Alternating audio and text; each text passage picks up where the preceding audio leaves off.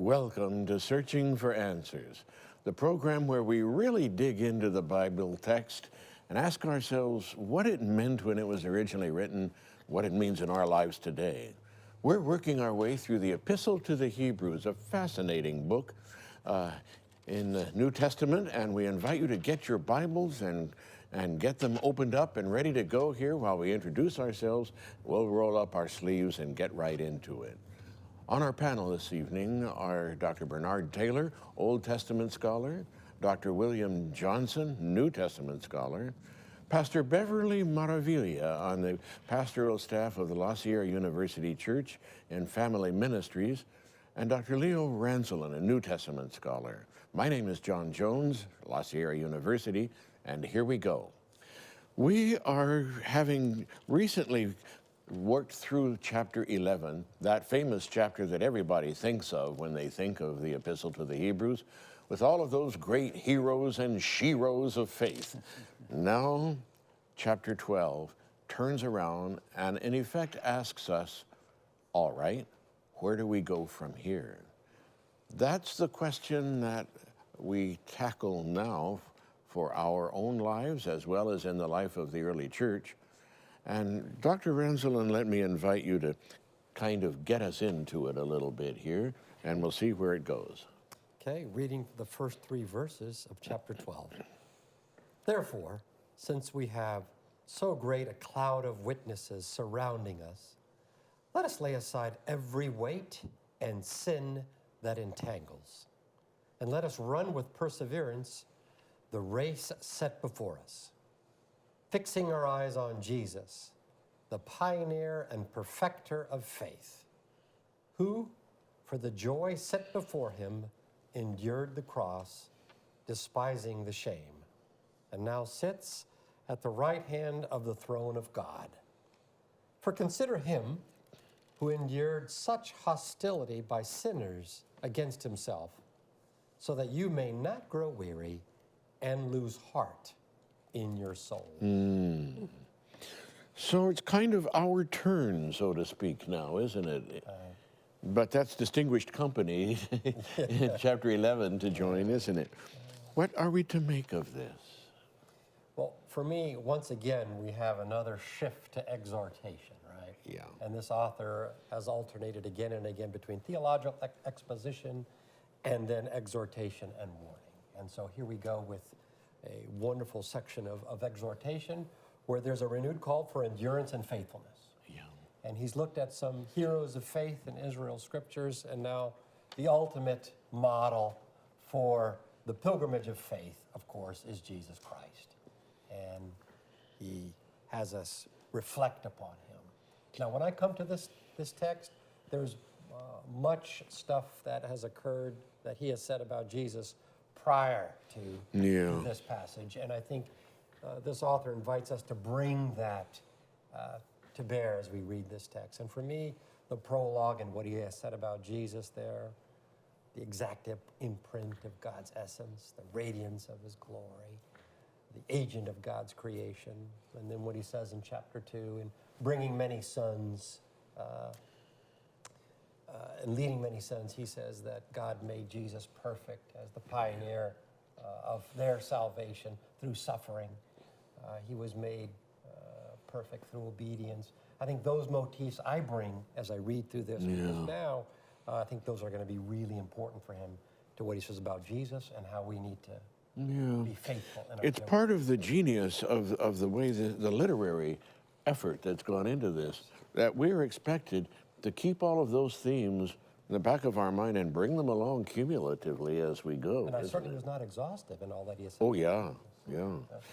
And now, as you say, he turns a corner. We're saying he. We don't know who the he or she might be. But our good author here moves in, again, to this exhortation, this encouragement, this sense of calling and bringing it home in our lives. That note now continues right on through the rest of the book, doesn't it? Right. This is our last shift of perspective, so to speak. Bernard, as you look at this, is there anything in particular that you would like to put down alongside what we've observed? Verse 1. Therefore, since we are surrounded by so great a cloud of witnesses, let us also lay aside every weight and so on. Yeah. I have this picture, 360 degrees, and they've been moving around all the way around, and there were more besides, and sitting there, and then let's lay aside and we'll run the race with perseverance. You've sat there, you've watched, you've enjoyed it, you have felt part of it, but now get up and move and never stop. And there's it, and I can see the spotlight coming on the narrator there and speaking these words to the audience, and it just draws you right into.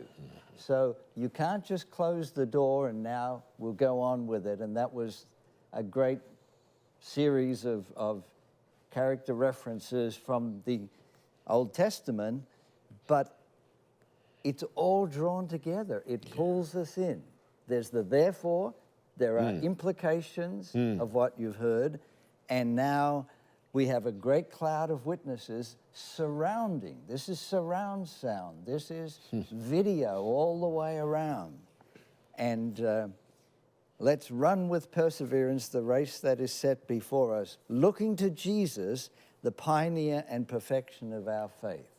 There's a focus, there's a direction, there's a leader, and all of that now moves on into life and invites them to be part of it. Yeah. Bill. Well, just a couple of verses, but they're loaded with insights. Just one or 2 points. When he talks about laying aside every weight, it's a reference, as Bernard has said, to the arena. And here are the runners getting ready, getting ready to take off. Now, in the Greek games, the athletes trained with weights strapped to their bodies, so that when race time came, they'd take off the weights and they could just fly. Yeah. They were light. So it's time. What he's saying is the race is on. Okay, take off the weights. You're into it now. And it's just a beautiful, beautiful picture. He talks about looking to Jesus, and a question that I have pondered over the years: what role does Jesus play here?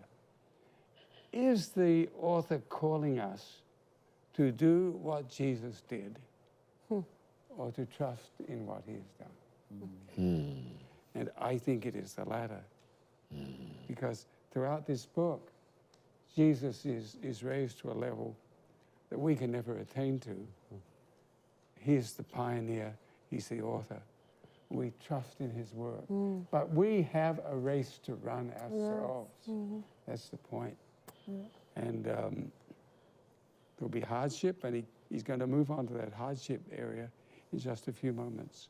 Interesting, this expression that Jesus despised the shame, and the cross was a shameful instrument of death, of execution. It was the worst way to die when this book was written, despising the shame, and it's set down. And so these Christians who are facing hard times, and we'll see that coming in a few verses, don't look back, okay?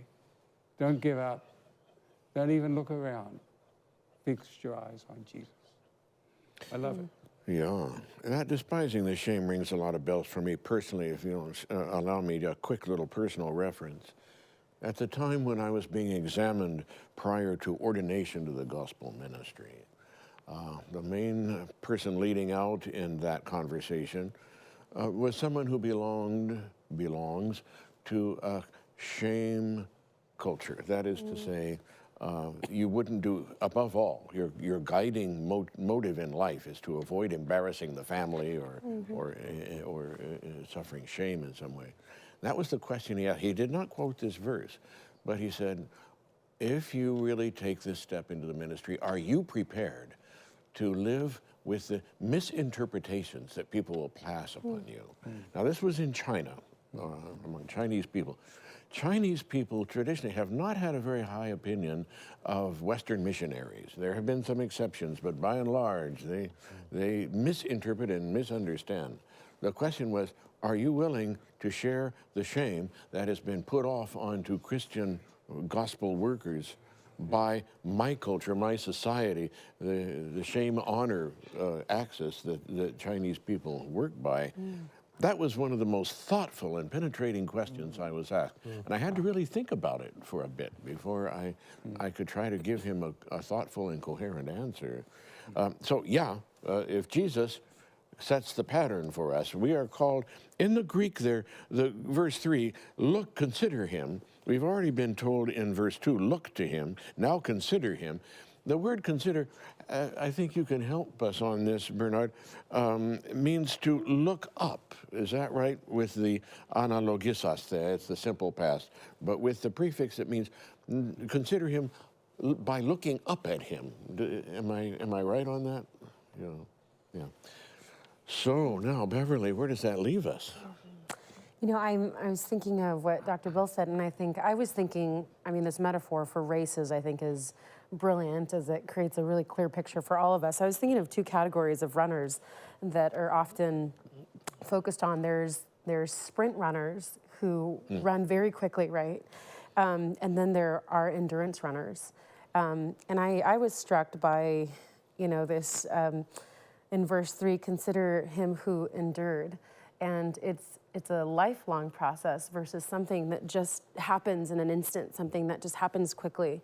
And I think as we're looking forward to what struggling Christian communities have to look forward to, oftentimes I think because we belong to a culture of faith, we think that the life is just supposed to be good all at once. And then we look at moments of struggle or pain or whatever it is, and it's an interesting time when people often question the faith or question God's purpose for God's people, and yet there's this assurance, a race marked out for us. I don't think, I agree with you, Dr. Bill, it's not the same race that Jesus did, was in, but we are called to attend to what is happening in our space and time now.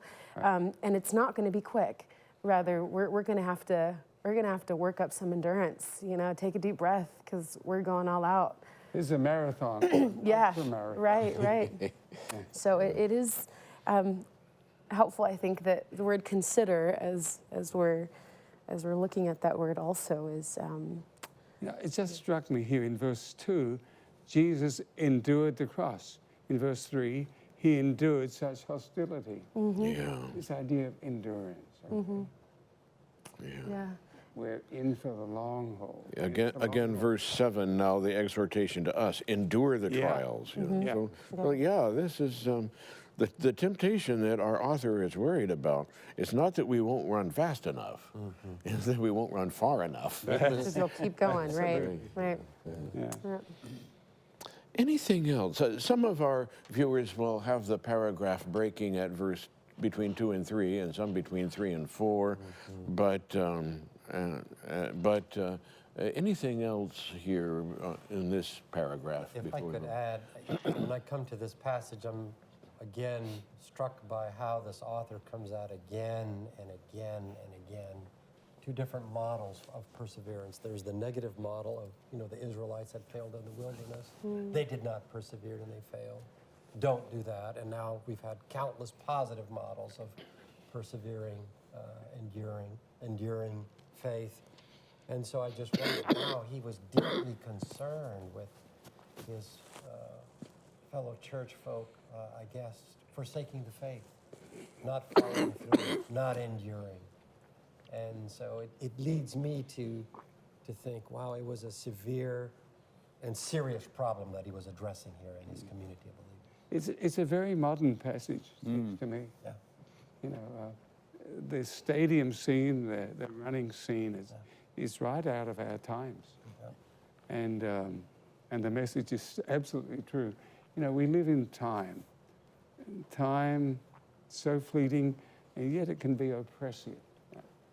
The passage of the years, and for those of us who look for Jesus to come back, the years go on and on and on, and he hasn't come. Mm-hmm. They were there in that problem, in that situation. You know? Yeah. And so he said earlier, a little while and the coming one will come. Right. Stay with it. Right. Okay. Mm-hmm. Right to the end. Bernard, pick up here and take us forward, if you will. Either 3 or 4, as you wish. Yeah. And how far should I go? Oh, through 6, maybe. Yeah, okay.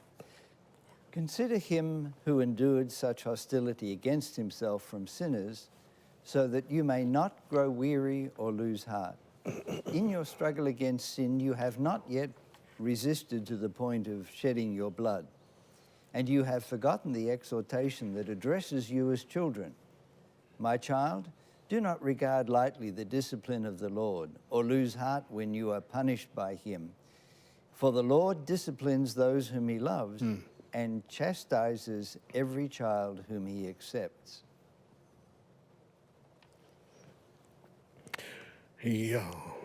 What do you think? Well, of course, I'm drawn to the Old Testament quotation. As I hoped you would be.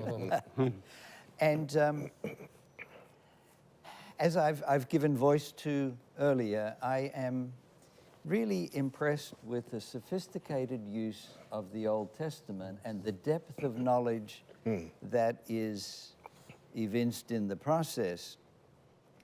And as we've noticed before, it continues, the quotations are from the Septuagint. But it indicates a timeless reading of the text. Now, of course, as best we can judge, the audience knows their Hebrew Bible. Well, they know their Greek version of the Hebrew Bible. And he constantly draws them to it.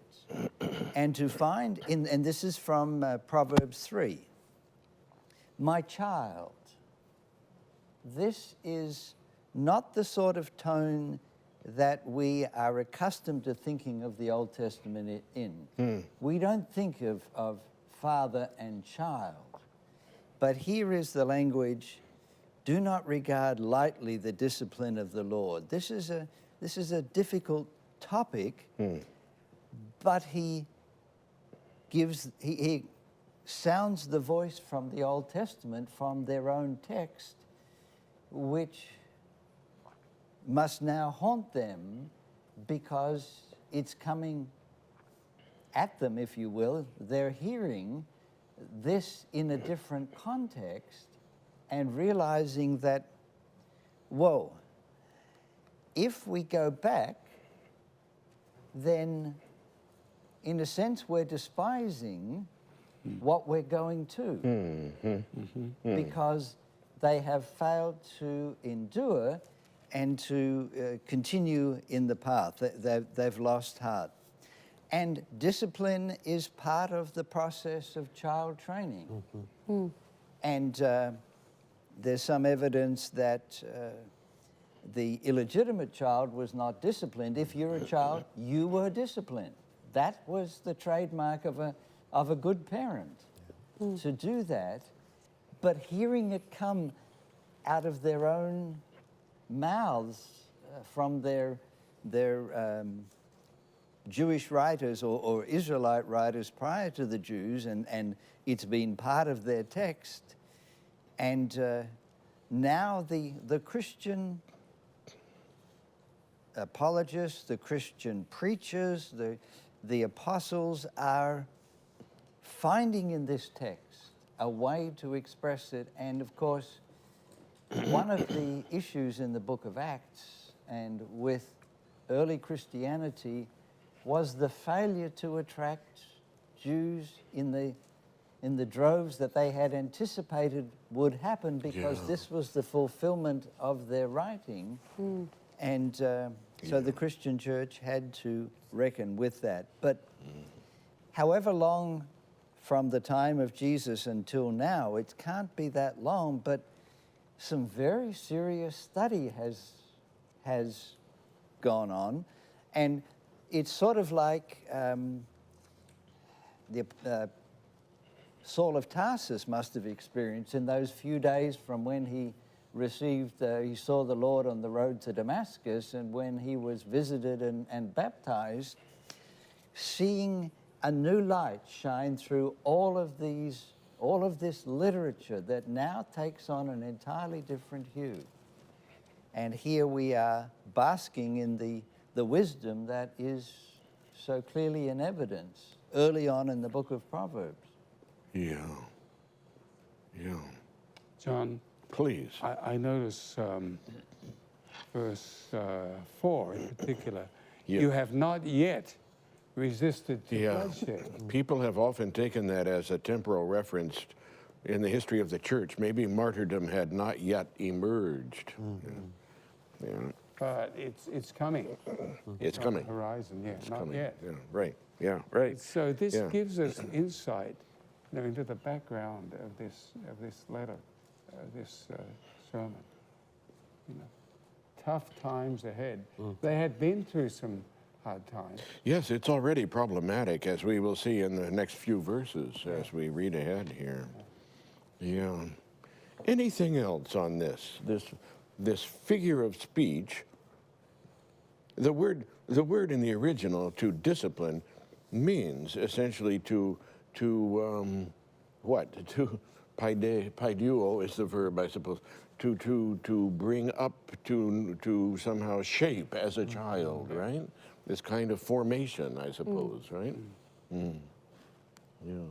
He goes on to elaborate that idea, The next pretty long paragraph really elaborates his ideas from the text in... Of course, the issue comes up is the nature of discipline, the nature of reproval, and of course in 6b there's that tough verb, right? To chastise, could he mean to scourge? Every son whom he accepts or receives. So what does this author really mean by discipline, chastisement, Yes, the mastigos is That's a tough verb. that's a scourge. Yeah. I think we have to be. The preaching today and what is promised if the listeners will follow and contribute and what will come from there. There is, what I'm hearing is an honesty in advertising and no glossing over, this is what you may well have to endure. You may have to give your life to it. That's what we've committed to. That's what you were asked to commit to at your ordination. And this is upfront. Serious business, but transparent. Yes. Yeah, Beth. I was thinking of it's often helpful, I think, to be weary to not interpret what discipline means in our own perspective. And working with families, we go through so many different kinds, of discipline, right? There was an era where you spanked your kids, and now you don't spank your kids, it's illegal or something. So there is, I think a moment to pause and to consider again, not to observe the world as we see it, but really to pay attention in the way that discipline might mean through the lens of a holy God who loves God's creation, and in that, walking alongside you and shaping you and molding you to endure for life versus, this is a spanking for the list of things that you did or did not do well, right? Oftentimes, I think the 10 Commandments are interpreted that way. Here's a list of the way that God is sitting up in God's big chair and making a list of, ways that we have, messed up or something. And I think oftentimes, we might mistake in that. I don't know if, I know oftentimes it's the way that we talk to our children is often a little bit of a betrayal of how we actually have our own inner dialogue to self. Yeah. So helpful, I think, to think about that. The word is certainly out of favor, isn't it? Discipline. Yeah. Wow. It's interesting the way the word has changed from, it used to be quite a positive word. Right. You know, we don't use it much in academic circles anymore. But, you know, it wasn't so long ago when people would say, what is your discipline? Meaning, what is your field of study? Meaning, to what have you devoted your life? Yeah.